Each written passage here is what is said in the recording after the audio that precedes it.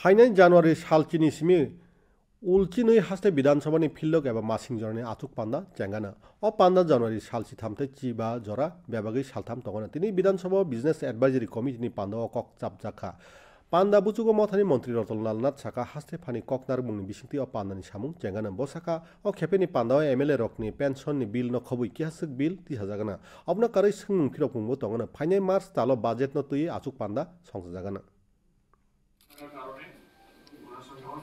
সর্বসম্মতিক্রমে সিদ্ধান্ত হয়েছে যে 3 দিনের আমরা অধিবেশন করব।